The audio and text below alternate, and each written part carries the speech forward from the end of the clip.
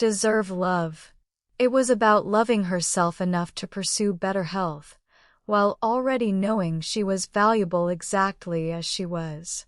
A year later, our church hosted a community celebration where many of the same coworkers attended.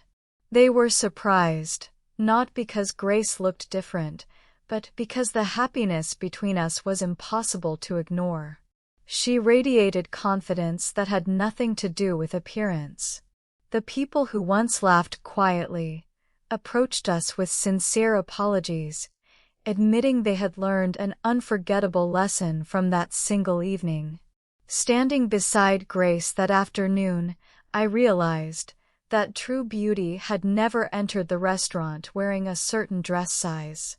It had entered carrying kindness, courage, forgiveness, and a heart that refused to become bitter, despite years of unfair judgment. Those qualities transformed not only her life, but everyone willing to look beyond appearances. If this story touched your heart, like this video, share it with your family and friends, leave your thoughts in the comments, and subscribe to Fireside Files for more inspiring stories that remind us compassion can change lives. And before you go, one small request. Comment the word kindness if you believe every person deserves to be treated with dignity and respect, no matter how they look. That blind date was supposed to become the cruelest joke of my life. Instead, it became the greatest blessing God ever placed in my path. Sometimes, the people the world overlooks are the very ones who teach us what love, humanity, and real beauty truly mean. And in the end, it was never my reaction that left the room in tears. It was the realization that kindness will always be more powerful than prejudice. Thanks for watching Fireside Files. If this story moved you, you know what to do. The restaurant went completely silent the moment everyone realized what I had done. My friends had expected me to laugh, make an excuse, or secretly leave after seeing the woman waiting at the table. Instead, tears filled several eyes as I quietly pulled out the chair across from her, smiled with complete sincerity, and treated her with the respect every human being deserves. None of them knew that my reaction came from a painful chapter of my own life, one I had never shared with anyone. But here's the twist: that unexpected blind date became the beginning of a story that changed far more than two lonely hearts, and by the end, you'll understand why. Welcome back to Fireside Files. If you believe kindness is more powerful than appearances, and that everyone deserves a second chance at happiness, stay with me till the end. This one's going to stay with you. My name is Nathan, and I lived in Columbus, Ohio, where life often felt like an endless routine of work, empty evenings, and polite smiles hiding quiet loneliness. After years of focusing only on my career as an architect, my coworkers constantly joked that I needed to start dating again. Unknown to me, they secretly arranged a blind date, believing it would be entertaining. They assumed I would reject the woman the moment I saw her. They never imagined how wrong they would be. When I walked into the restaurant, I noticed a beautiful smile before I noticed anything else. Sitting by the window was a woman named Grace.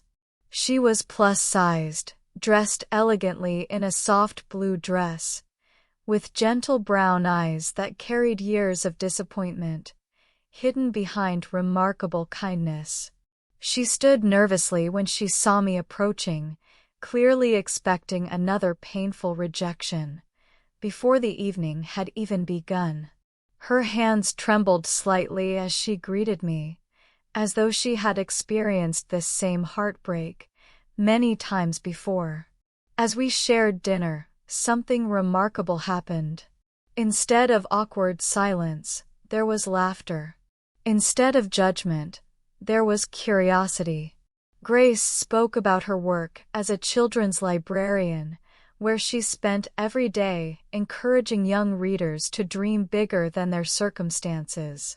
She described organizing free reading programs for struggling families and spending weekends collecting books for underfunded schools across Ohio.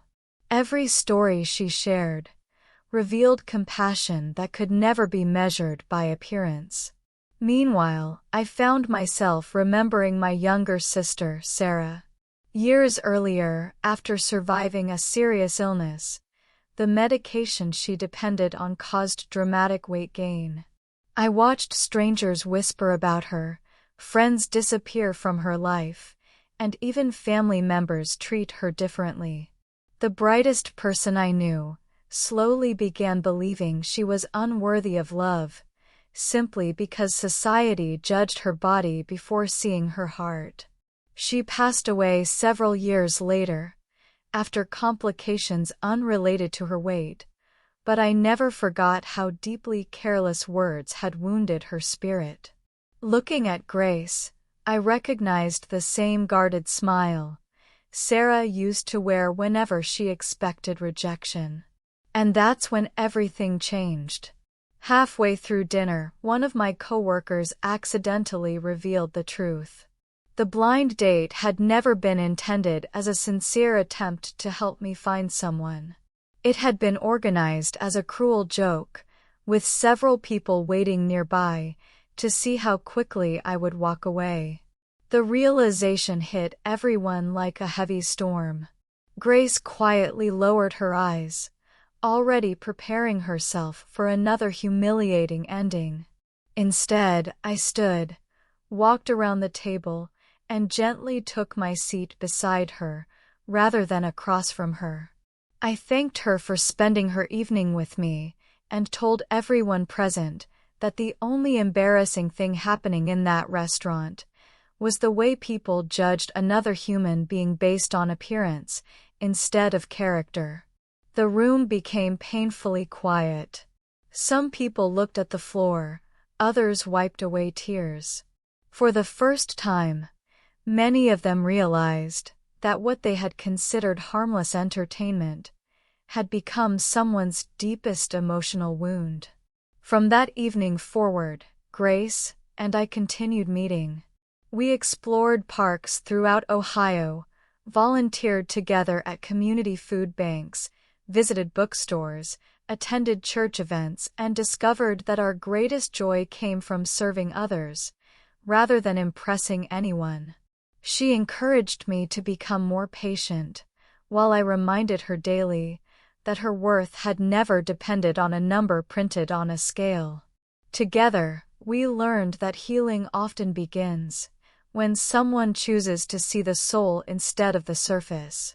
Months later, Grace decided, not because anyone pressured her, but because she wanted to feel healthier, that she would begin taking better care of herself. I joined her every step of the way.